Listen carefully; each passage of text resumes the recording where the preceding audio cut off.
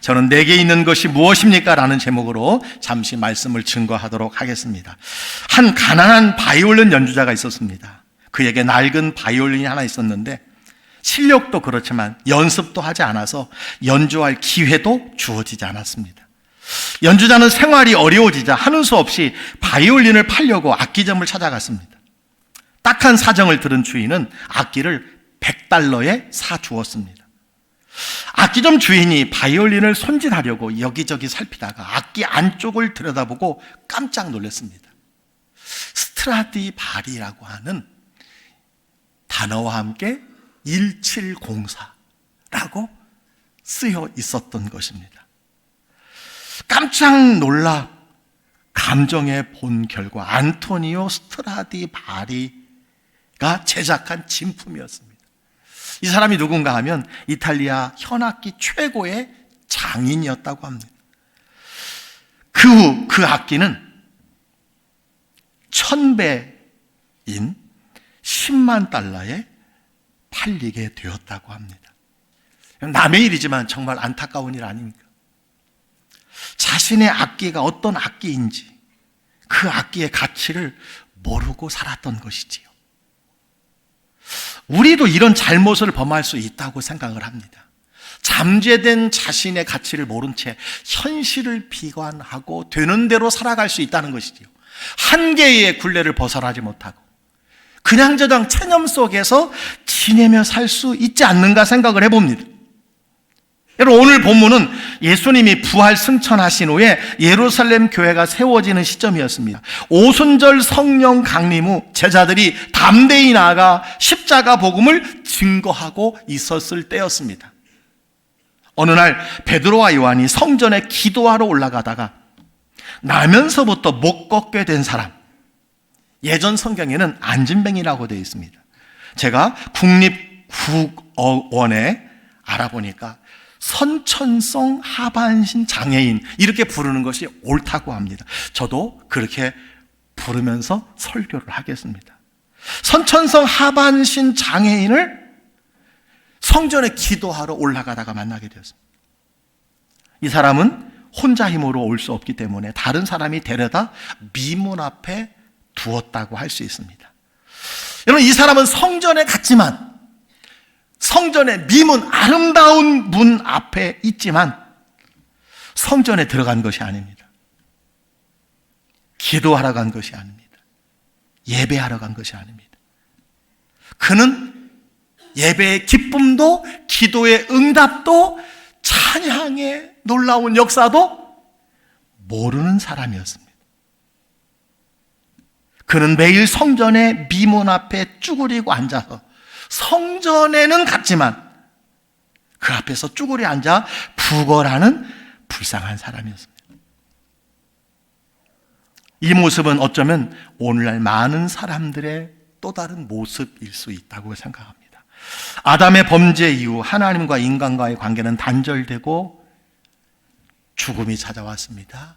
그리고 심판이 찾아왔습니다. 그 결과 영원이나 하나님 나라에는 무관심한 채 땅만 바라보고 살아가는 사람들이 얼마나 많은지 모릅니다.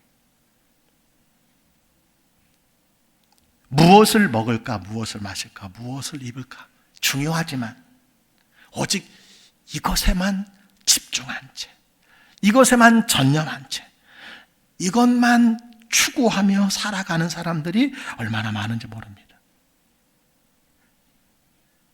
구걸하는 자와 같이 피상적이고 일시적인 문제에 매달려 살아가는 사람들이 얼마나 많은지 모릅니다. 교회 안에도 있을 수 있다고 생각합니다. 하반신 장애인이 날마다 성전 미문에서 여러분 구걸하고 있지 않았습니까? 성전 미문에 있습니다. 이 사람은 그동안 예배를 드리러 오가는 수많은 사람들을 보았을 것입니다. 오랫동안 성전 문 앞에 있었으니 소단께 3년에 풍어를 잃는다는 말처럼 예배 드리는 소리 여러분 듣지 않았겠어요? 예배의 순서 다 알고 있지 않았겠습니까?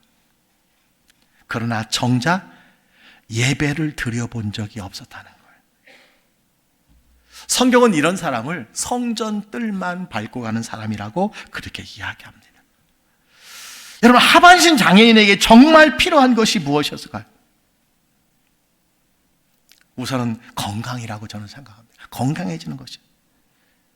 하지만 40년간, 사도행전 4장 22절에 보니까 40년간 선천적 장애인이었기 때문에 걷는 것은 이미 포기한 상태였습니다.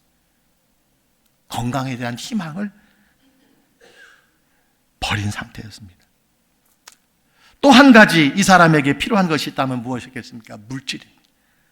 신체적 장애가 있을지라도 물질이 풍족했다면 여러분 이렇게 구걸하지는 않았을 것입니다. 선천적 신체적 장애를 가지고 살다 보면 저절로 궁핍하게 될 가능성이 여러분 많게 되는 것이지요. 역사적으로 오랫동안 교회는 선한 사업에 힘써 왔습니다. 초대교회는 특히 구제에 많은 노력을 기울였습니다. 여러분 사도행전 6장에 보면 구제 문제로 교회 안에 의견 충돌이 빚어질 정도였어요. 사도들이 구제하느라고 기도와 말씀 전하는 것을 더디했다고 성경이 말씀해줘요. 그 정도로 구제를 많이 했습니다. 사도행전 9장에 보니까 선행과 구제에 전념했던 다비다라는 인물이 나옵니다. 초대교회는 가난한 이웃에 대한 구제를 참된 경건이라고 했어요. 그래서 여러분 야고보서 1장 27절에 이런 말씀이 있습니다. 하나님 아버지 앞에서 정결하고 더러움이 없는 경건은 곧 고아와 가부를 그 환난 중에 돌보는 것이다.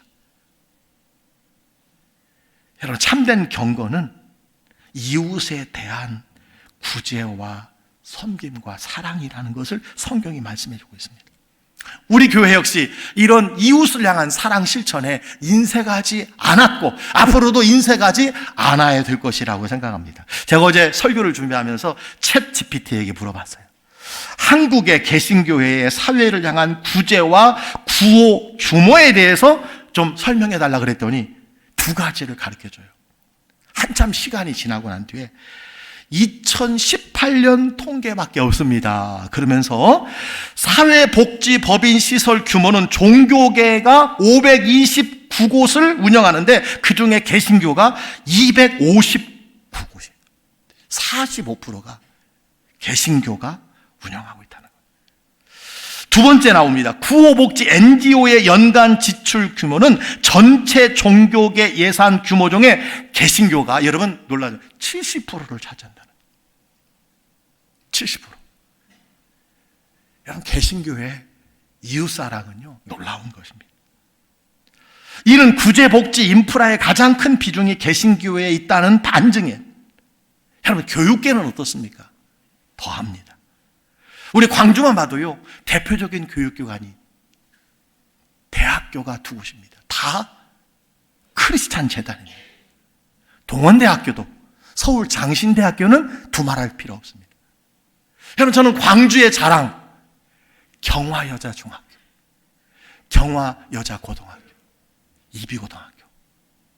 저는 그래도 이 학교가 우리 광주시의 영적 흐름을 저는 지켜줬다고 생각을 해요. 제가 다음 주에 추수감사절 예배 설교하러 갑니다. 이 세 학교가 다 모여서 예배를 드려요. 여러분 얼마나 감사한지 몰라요. 여러분 그런데 한 가지 생각해 볼 것이 있습니다. 이 사람들에게 정말 필요한 것이 무엇인가 하는 점입니다. 우리가 주어야 할 것, 정말 필요한 것.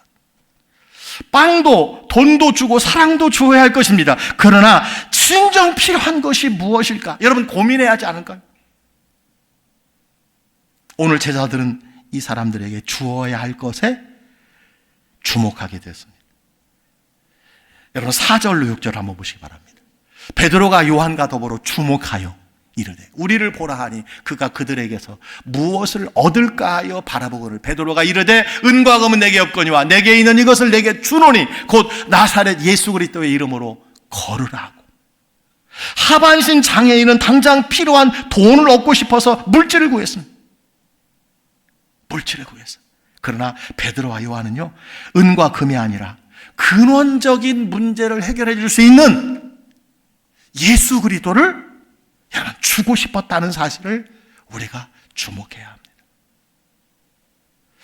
여러분, 그렇다면 여러분은 어떤 시선을 가셨는지 우리가 한번 생각해 보았으면 좋겠습니다. 우리 주변에 하반신 장애인의 신체를 장애를 가진 사람도 있지만 마음의 장애, 정신적인 장애를 가진 사람들이 참 많이 있습니다. 혹시 나의 모든 시선과 관심은 어디에 맞춰져 있는가? 여러분, 혹시 돈에 맞춰져 있는 것은 아닙니까? 그렇다면 하반신 장애인과 같은 시선이라고 할 수 있습니다. 그럼 오늘 베드로와 요한은요, 예수 그리스도에게 시선이 있었어요.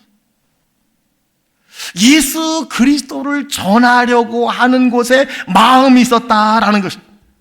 왜 그렇습니까? 인생의 근본적인 문제를 해결해 줄 수 있는 분은 누구예요? 예수님이기 때문에 그렇습니다. 아무리 구제를 많이 해도 여러분, 복음을 전하지 아니하면, 복음을 듣지 아니하면 구원을 받을 수 없기 때문에. 지난주에 한 권사님이 그런 말씀을 하세요. 목사님, 교회에서 행축을 하다 보니까 제 시선이 고정이 되었습니다. 누구를 만나든 저분은 예수를 믿는 사람인지 안 믿는 사람인지, 저분은 구원받은 사람인지 구원받지 못한 사람인지, 저 사람은 내가 복음을 전해야 될 사람인지 은혜를 나누어야 될 사람인지로 구분이 됩니다라고 기뻐하시는 모습을 보았습니다. 여러분, 베드로와 요한과 베드로는요, 시선이 예수 그리스도에게 있었다는 것입니다. 여러분, 구제를 아무리 많이 해도 구원할 수 없습니다. 타인의 아픈 가정사지만, 여러분, 삼성코 이건희 회장의 막내딸 스스로 목숨을 끊었다는 걸 우리가 잘 압니다. 정모원 현대하산 회장의 자살 우리가 잘 압니다. 무엇을 말합니까? 돈이 행복의 필요 충분 조건이 될 수 없다는 거죠. 가까운 일례를 우리 주변에서 늘 보게 됩니다. 돈은 많지만 형제간에 만나지 않는 가정들이 얼마나 많은지 모릅니다. 재판장에서만 만나는 가정들이 얼마나 많은지 모릅니다. 여러분, 세상 사람들도 돈을 찾는 것 같지만 사실은 피난처를 찾고 있다는 것 아십니까? 그 무엇으로도 채울 수 없는 마음의 공간, 하나님만이 채울 수 있는 그 공간에 목말라하고 있다는 사실. 따라서 오늘 베드로와 요한과 같이 인생의 진정한 피난처와 흔들리지 않는 반석이신 여러분, 예수님을 전해야 하지 않을까요? 힘있게 예수 그리스도를 전해야 하는 줄 믿습니다. 그들에게는 예수 그리스도가 필요한 것입니다. 여러분, 세상이 여러 가지로 교회를 비난합니다. 교회가 세상을 향한 책임이 사회 봉사 구제가 전부인 것처럼 오해할 수 있습니다. 그러나 분명히 우리가 기억할 것이 있습니다. 교회만이 교회에게 맡긴 것이 있습니다. 교회가 세상에 줄 수 있는 유일한 것이 있습니다. 그것은 무엇입니까? 예수님입니다. 복음입니다. 예수 그리스도입니다. 이것은 양보할 수 없는 교회의 최우선이라는 것을 기억해야 합니다. 여러분, 형편이 넉넉하지 못하여서 내가 받은 것이 많지 않아서 구제하지 못할 수 있습니다. 나눠줄 수 없을 수 있습니다. 그러나 여러분, 내게 있는 것을 주려고 고민해야 하지 않을까요? 내게 있는 것. 여러분에게 있는 것이 무엇입니까? 보이는 것은 우리가 다 차이가 있습니다. 그러나 우리에게 공통적으로 있는 것이 있습니다. 예수님인 줄 믿습니다. 베드로와 요한에게 최고의 소중한 재산은 누구였어요? 예수 그리스도였습니다. 여러분, 진짜 부유한 자가 누군지 아십니까? 진짜 부유한 자, 은과 금을 가진 자가 아니라 예수 생명을 가진 사람이라는 사실을 믿으시기 바랍니다. 여러분, 진짜 힘 있는 자가 누군지 아십니까? 예수 이름의 권능과 능력을 믿고 확신하는 자입니다. 여러분, 이런 사람이 부유한 사람이에요. 왜 그렇습니까? 모든 인생 해답은 예수 그리스도이기 때문에 그렇습니다. 모든 인생의 갈급한 여러분 문제의 해답은 예수 그리스도라는 거예요. 하물며 교회에서 가장 중요한 것은 무엇입니까? 예수 그리스도입니다. 예수 그리스도를 전하는 것입니다. 은과 금이 아닙니다. 여러분 중세 시대에 있었던 이야기입니다. 토마스 아퀴나스가 교황과 함께 성 베드로 성당을 둘러보고 있었습니다. 여러분 혹시 가보셨습니까? 어마어마한 시설. 그때 교황이 금과 은으로 장식된 베드로 성당을 가리키면서 말했습니다. 토마스, 교회는 더 이상 은과 금은 내게 없거니와 라는 말을 할 필요가 없게 되었네. 자, 이제 교회가 은과 금을 모두 가지고 있지 않나? 이때 토마스가 대답을 합니다. 교황님, 그러나 은과 금이 있기 때문에 교회는 더 이상 일어나 걸으라고 말하지 못하게 될 수 있습니다. 우리가 잘 들어야 합니다. 교회는 가난한 자를 섬겨야 합니다. 더 좋은 것은 교회가 가난해지는 것입니다. 교인이 없고 헌신과 헌금이 줄어서 가난해지라는 말이 아닙니다. 은과 금을 쌓아놓지 말라는 거예요. 계속 밖으로 흘려보내는 점에서 가난해지라는 것입니다. 10,000명이 넘는 대한민국의 교회의 목사님들의 목회 방침을 제가 여러 분 탐독한 적이 있습니다. 공통점이 한 가지 있습니다. 교회가 돈을 쌓아놓지 않는다는 거예요. 10,000명이 모여도 100억, 200억 선교와 전도에 영혼 구원에 사용하여서 교회가 가난한 상태라고 하는 것을 동일하게 제가 발견하게 됩니다. 왜 그렇습니까? 교회는 전도하고 선교하는 곳이기 때문입니다. 교회는 그 무엇보다도 예수 그리스도를 전해 주어야 하기 때문에 그렇습니다. 자, 우리가 예수를 선포하지 못하는 이유가 무엇일까요? 정말 그들에게 은과 금이 아니라 예수 그리스도가 필요한데 왜 우리가 예수 복음을 선포하지 못하는 것일까요? 오늘 6절은 이렇게 말합니다. 베드로가 이르되 은과 금은 내게 없거니와 내게 있는 이것을 내게 주노니 나사렛 예수 그리스도의 이름으로 일어나 걸으라 하고. 여러분, 예수 이름에는 사람을 고치고 살리고 일으키는 권세가 있는 줄 믿으시기를 주의 이름으로 축원합니다. 그런데 왜 전하지 못하는 것일까요? 왜 증거하지 못하는 것일까요? 오늘 성경에 답이 있습니다. 내게 없거니와 내게 있지 않기 때문에 그렇습니다. 내가 경험하지 못하게, 내가 확신하지 못하기 때문에. 먼저 자신에게 이런 역사가 믿어져야 전할 수 있는 거예요. 보아야 전할 수 있어요. 여러분, 증인이 무엇입니까? 내가 본 것을 말하는 사람입니다. 왜 선포하지 못할까요? 내게 있는 이것이 여러분 믿지 못하기 때문이에요. 내게 없기 때문입니다. 먼저 자신에게 이런 역사가 있어야 전할 수 있다는 거예요. 여러분, 베드로는 은과 금은 내게 없어서 주지 못하지만 내게 있는 것을 주겠다고 했습니다. 놀라운 말씀이에요. 내게 있는 것만 줄 수 있는 겁니다. 내게 있는 것만. 내가 먹어본 식당 여러분 소개하는 거예요. 내가 먹어본 여러분 탈모약 소개하는 겁니다. 내가 경험해야. 베드로는 인생의 중요한 진리를 말하는 것이에요. 무엇을 말합니까? 내가 가지고 있지 않는 것은 줄 수 없다는 거예요. 내게 없어서 주지 못하는 것입니다. 여러분, 우리가 자녀들에게 많은 것을 주고 싶어 하는 부모의 마음은 똑같습니다. 여러분, 빌딩 한 채 왜 안 주고 싶겠습니까? 수백억 현금 왜 안 물려주고 싶겠습니까? 수천 평 부동산 왜 안 물려주고 싶겠습니까? 여러분, 물려주지 못합니다. 주지 못하. 왜 못 줍니까? 대부분 사람들은 없어서 못 주는 거예요. 주고 싶지 않아 없는 겁니다.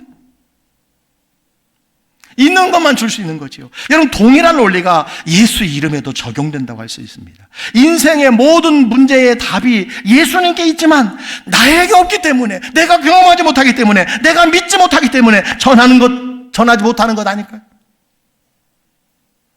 내가 예수 이름의 능력을 체험한 적이 없는데 어떻게 예수 이름을 전할 수 있겠습니까?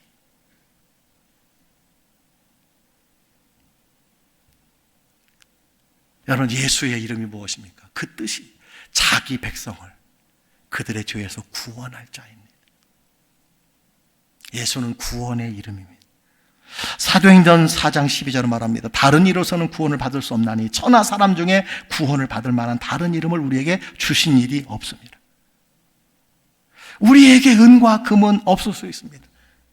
은과 금은 차이가 있습니다. 그러나 우리에게 동일하게 있는 것이 있습니다. 무엇입니까? 예수님입니다. 예수, 그 능력의 이름입니다. 피난처 예수입니다. 예수님을 구주와 주님으로 믿는 사람은, 영접한 사람은, 마음으로 믿고 입으로 시인한 사람은 하나님의 자녀가 되었습니다. 이미 성령이 여러분 안에 계시는 줄 믿으시기 바랍니다. 여러분에게는 예수님이 계셔요. 만물의 주관자, 하나님의 독생자, 구원자 예수님이 여러분에게 계십니다. 오늘 베드로와 요한은 이 예수를 전했습니다. 어떻게 되었습니까? 하반신 장애인이 오늘 보니까 뛰어 서서 걸으며 성전에 들어가서 걷기도 하고 뛰기도 하며 하나님을 찬송하니,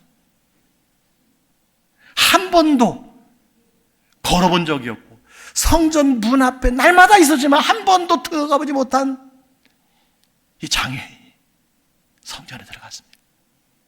그리고 하나님을 찬송한 줄 믿으시기를 주의 이름으로 축원합니다. 오늘 말씀의 결론입니다. 내게 있는 것이 무엇입니까? 여러분이 소유한 것 가운데 가장 좋은 것이 무엇입니까? 오늘 한번 구역 예배 때 나눠보시기 바랍니다. 유형의 것이 있고 무형의 것이 있을 것이라고 생각합니다. 가장 좋은 것, 여러분 무엇입니까? 내가 아는 사람들과의 관계에서 내가 줄 수 있는 최상의 것, 여러분 무엇입니까? 여러분 무엇을 가졌습니까? 여러분 무엇을 내놓을 수 있어요? 무엇을 줄 수 있습니까? 우리에게 공통적으로 가진 것이 있습니다. 받은 선물이 있습니다. 무엇입니까? 예수님입니다. 그래, 십자가예요. 복음입니다. 주 예수를 믿으면 너와 내 집이 구원을 받는다는 이 복음입니다. 인간의 모든 고통의 원흉인 죄로부터 사함을 받고 참된 행복을 얻는 길, 예수님입니다. 예수님. 여러분, 백화점에서 가장 갖고 싶은 것 한 가지를 선택하라면 아마 고민이 많을 거예요. 무엇을 고를까? 얼마나 고민이 많을까요? 아마도 자신의 취향에 따라 평소에 갖고 싶어 하던 값비싼 물건을 선택할 것입니다. 그런데 곰곰이 생각해 보면요, 의외로 쉽게 답을 내릴 수 있습니다. 어렵게 생각할 것이 없이 보석 코너에 가서 값비싼 보석 하나 고르면 된다고 생각합니다. 그 보석 팔아서 원하는 것을 다 살 수 있고 두고두고 새로운 것으로 교환할 수 있지 않을까요? 그렇습니다. 우리가 가진 것이 있습니다. 가장 소중한 것이 있습니다. 주 예수보다 더 귀한 것은 없습니다. 예수 그리스도만이 우리의 삶의 모든 것을 근본적으로 해결할 수 있기 때문입니다. 오늘 베드로와 요한의 외침이 무엇입니까? 예수는 그리스도가 되신다. 예수는 그리스도가 되신다. 그들은 성전 미문 앞에 쪼그리고 앉아있던 선천성 하반신 장애인을 일으켰습니다. 평생 구걸하며 살아가던 한 사람의 육체와 영혼을 새롭게 한 것입니다. 물론 이 기적은 하나님이 하셨습니다. 베드로와 요한이 두 가지 질문을 했습니다. 우리가 읽진 않았지만 12절에 나오는 말씀입니다. 이스라엘 사람들아, 이 일을 왜 놀랍게 여기느냐? 우리 개인의 권능과 경건으로 이 사람을 걷게 한 것처럼 왜 우리를 주목하느냐? 두 가지 질문을 해요. 왜 이 일을 왜 놀랍게 여기느냐? 두 번째, 왜 우리를 주목하느냐? 하나님은 이 기적에 베드로와 요한을 도구로 사용하였을 뿐입니다. 따라서 놀랄 일이 아니라는 거예요. 하나님이 하시는데 놀랄 일이 아니라는 거예요. 그래서 우리를 주목하지 말라고 했습니다. 여러분, 하나님이 일하시는 보편적인 방법이 이것입니다. 우리를 통해서 예수님이 하시는 것입니다. 우리를 통해서 예수의 이름의 권세로 하나님이 하시는 줄 믿으시기 바랍니다. 그러니 우리를 주목하지 말라는 거예요. 예수님을 주목하라고 했습니다. 여러분, 하나님은 왜 베드로와 요한을 사용하셨을까요? 베드로와 요한이 어떤 사람이었습니까? 오늘 보니까 진정한 필요한 것을 바라보는 눈이 있었어요. 그리고 십자가 복음의 가치를 확신한 사람. 인생의 모든 문제의 답이 예수 그리스도에게 있다는 확신과 믿음을 가졌던 사람. 그래서 강하게 그들을 이끌어 인도했습니다.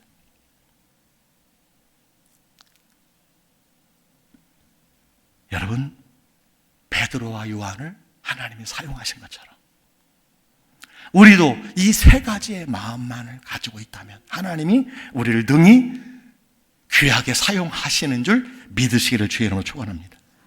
자, 그렇다면 이 일을 가능케 한 보이지 않는 힘이 있었어요. 이 일을 가능케 한 보이지 않는 힘, 무엇일까요? 1절을 보시기 바랍니다. 제9시 기도 시간에 베드로와 요한이 성전에 올라갔어요. 여러분, 기적은요, 기도하는 사람을 통해서 일어납니다.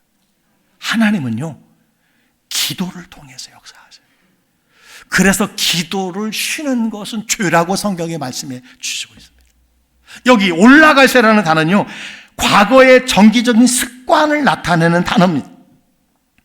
기도하기 위해서 계속 올라갔다는 거예요. 늘 올라갔다는 거예요. 자주 올라갔다는 거예요. 반복해서 올라갔다는 거예요. 정기적으로 올라갔다는 겁니다.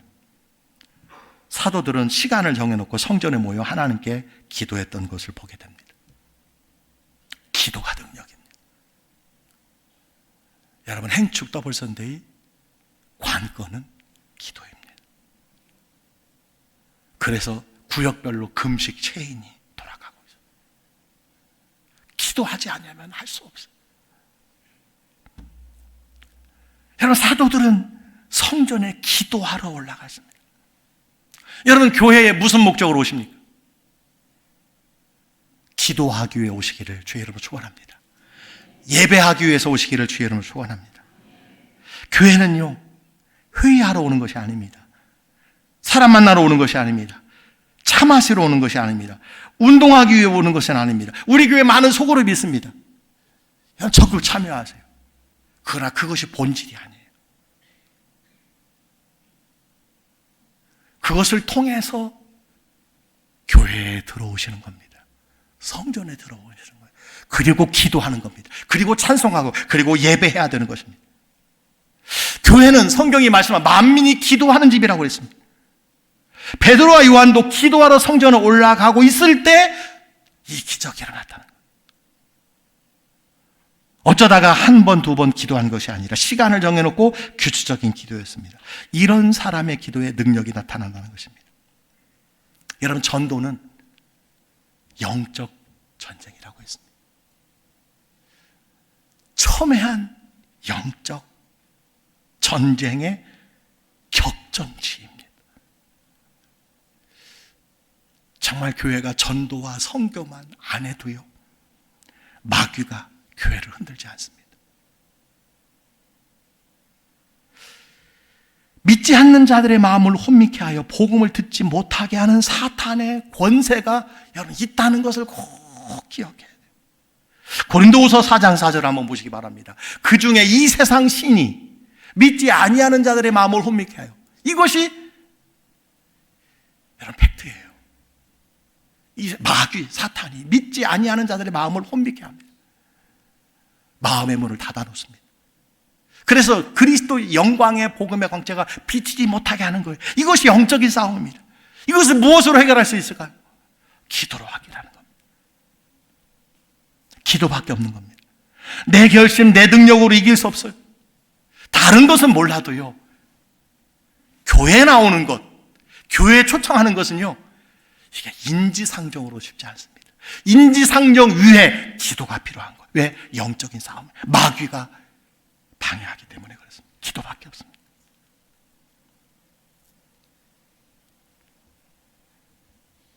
여러분, 우리 교회에 최근 올해 들어서 너무 감사한 일이 많아요. 오늘도 여러분 광고를 보셨지만 결혼하는 가정이 얼마나 많은지 몰라요. 10월 달에 7, 8가정이 여러분 결혼을 합니다. 놀라운 일이에요. 가정마다 여러분 출산의 기쁜 소식이, 임신의 기쁜 소식이 다 흩어져와요. 얼마나 감사한지 몰라요. 얼마나 놀라운 일인지 몰라요. 왜 갑자기 올해부터 갑자기 이런 일들이 우리 교회 가운데 일어나게 될까요? 여러분 감사한 금을 보시기 바랍니다. 치료의 은혜에 감사하는 제목이 얼마나 많아요. 이런 일이 왜 났을까요? 왜 일어나는 것일까요? 기도에 있습니다. 여러분 제가 올해 특별히 설교 후에 강력하게 기도하는 것이 있어요. 아픈 곳에 손을 얹습니다. 여러분 그 기도가 응답되는 것인 줄 믿으시기를 바랍니다. 만남의 복을 달라고 제가 늘 기도하잖아요. 만남의 복을 주셔서 여러분 결혼하게 되는 거예요. 여러분 태문을 열어달라고 기도하니까 하나님께서 태문을 갑자기 1년 동안 얼마나 많이 열어주는지 몰라요. 저절로 생긴 게 아니에요. 기도의 응답이에요. 기도 응답.